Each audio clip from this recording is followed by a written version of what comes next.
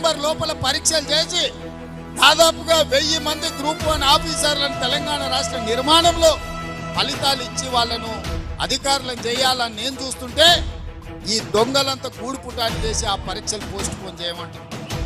ఇట్లనే గ్రూప్ 2 కూడా, అట్లనే గ్రూప్ 3 కూడా, దానికి ఒక 5 లక్షల మంది, దీనికి ఒక 5 లక్షల మంది పరీక్షలకు ఈరోజు హాజరు కానికి అప్లికేషన్లు పెట్టుకుంటారు.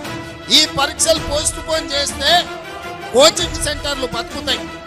ఒక్క నెల ఏదైనా పరీక్షలు గ్రూప్ 1 గ్రూప్ 2 పోస్ట్ పోన్ చేస్తే ఒక్కొక్క కోచింగ్ సెంటర్కు 100 కోట్ల రూపాయల ఫీజులు వస్తాయి. ఇవాళ కోచింగ్ సెంటర్ల మాఫియా కొంతమంది కిరాయి మనుషులను పెట్టి ఆ కిరాయి మనుషులతో రోడ్ల మీద ధర్నాలు చేసి పరీక్షలు పోస్ట్ పోన్ చేయమని అడుగుతున్నారు. ఇవాళ మాకు ప్రభుత్వానికి పోయేదేముంది? ఒకవేళ పరీక్షలు పోస్ట్ పోన్ చేస్తే విద్యార్థులకు నష్టం.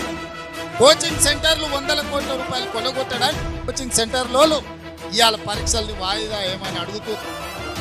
గ్రామాన మీరు చెప్పండి, 10 ఏళ్ళు పరీక్షలు పెట్టలే, ప్రభుత్వ ఉద్యోగాలు ఇవ్వలే. కాంగ్రెస్ వచ్చిన ఎంబడే 30,000 ఉద్యోగాలు ఇచ్చింది, డిఎస్సి నోటిఫికేషన్ ఇచ్చింది, గ్రూప్ 1 నోటిఫికేషన్ ఇచ్చింది.